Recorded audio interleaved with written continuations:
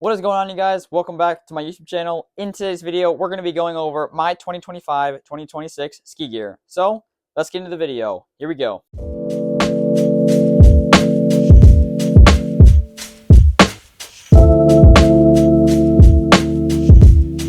Alright, so for my list, let's kick off the most important part about skiing, which is the skis, bindings, and the boots. Alright, so for my skis, I am running a fresh Volcro Revolt 86 with a height of 156. I am about 5'7", and these are a little bit taller than my chin height, which is perfect for me. I like riding right around that chin height. And yeah, I mean, the detail on these two is really amazing.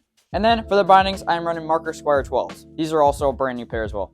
This combination of skis and bindings is going to be perfect because I do like all mountain, which is a mixture of both park and the slopes. I look forward to testing these out for the first time at Timber Ridge Ski Area, which is in Gobles, Michigan, so make sure to check them out as well. Graphic spray paint on these looks pretty awesome too. And Berkerud, who rode in X Games, was the person who designed these skis for Volkl. Alright guys, now for the boots that I use Salomon X Pro 100 Energizers. Every boot that I have used while skiing doesn't match up to this at all. These boots are the most comfiest boots I have ever used, especially considering the fact I have custom fit them to my feet. Now besides that factor, the plastic on this is really awesome too. It has a lot of cool details to it, and just overall they look pretty sweet with the black and white just like my skis. And these are a size 10 as well. I got these at a good deal at a sports outlet store for $100, and these are a used pair as well. This is also going to be my second year using these as well, and hopefully more to come because these are amazing boots, and I'll continue using these until they break down. Alright, now let's move on to my jacket and snow pants. Alright, before I can talk about my jacket and snow pants, I will be running thermals underneath them as well. This isn't that big of a deal though, so we're not going to talk too much about them. It is 32-degree heat, which is awesome, and I got these at Costco. And this is the shirt version as well of the thermals. Alright, so for my snow pants and my coat, I wasn't trying to go too expensive because I already bought a lot of stuff with my skis and my bindings. These are actually really warm too, and they're awesome. I've been using them for a while because they're a cheap version. I also found these at Costco as well. So let's just throw these on real quick.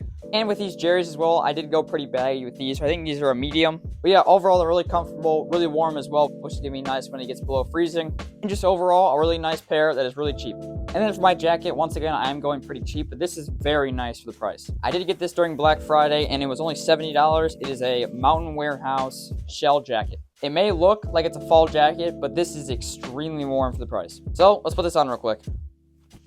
And there we go, got the jacket on. This thing is so comfortable and so warm as well. I really like the shell design, and also the vents that are right up here also can turn into pockets, but I also have pockets down here as well, which is really awesome. And I can also zip this all the way up as well. And it's a nice little shield covering in case I forget my face mask. Got a hood on the back as well, which is really awesome. But it does not fit over my helmet, which does kind of suck. Alright, so the next thing we're going to start talking about is the helmet, face mask, and the goggles. Alright, so for my helmet, I am running a fresh Giro Ledge MIPS. This thing is awesome. One, because it has a lot of safety with the MIPS, and two, it's got that versatile look with how the front looks there on the front. This thing also has earmuffs as well on the inside, which is really nice, and a nice warm inside wool covering as well. I can take this out for when it gets pretty warm outside, like in the 50s, but overall, this helmet looks really awesome, really clean. This is also a medium, and I got this for $124 on Amazon during Black Friday. Let's throw it on and give it a test. Yeah, and like I said already, really nice, really comfortable on the head as well. A lot of room there. Unfortunately, there isn't dial in the back to change it as much. That is one flaw to this helmet. So it's one size, but it fits 55mm to 59mm. Alright, so I run two goggles, one during the daytime and one for clear when it's night out. So for my daytime goggles, this is the Smith Transfer. This one's pretty awesome. I have the blue and the green color as well. And once again, for Black Friday, I got this one for $58 on Amazon. Most of this stuff I did get for Black Friday because it was extremely cheap and I got a really good deal on them. I really like how awesome this is, and I like how it's black and white on the side that says Smith. I really like the colors here too, and I like the outer brim, which is also extremely nice. And then for my nighttime or clear goggles, this is a Giro Cruise goggles. These are really awesome as well. It has that same white and black on there too. It's got some rubber on the inside too to keep it stable and keep it on my head. And then that clear look with the Giro on the front looks so clean as well. And I really like the outer brim as well too. And there's a lot of ventilation, which is awesome. All right, real quickly, let's put on the Smith Transfer goggles. And there we go. I think these look really awesome with the helmet as well. Color really matches the vibe with the black and white, and then I have a little bit of an accent with the blue and the green. Alright, now let's put on the clear goggles. And there we go. These also look pretty awesome. It's a lot more clear, of course, because they are clear goggles. I like how these look as well with the helmet, so. Alright, now let's move on to the face mask. Alright, so for my face mask, it's just a really simple latex one. I think I got this on Amazon. I don't even know what brand it is because it was really cheap. I'm pretty sure it was like $5. I think it fits my face absolutely perfectly, and it's really breathable, which is awesome. When those winds start to pick up on the ski slopes as well, it does help with that and blocks the barrier. Alright, now let's put on my helmet and goggles to see how it looks with it on. That fits perfectly like that. And there we go. I think that looks pretty sweet. Definitely running that black vibe. I think it's pretty awesome, especially with the skis and the bindings and the boots. So honestly, so far, pretty cool. I like there's no gap here between my goggles and my helmet. Now let's move on to my gloves.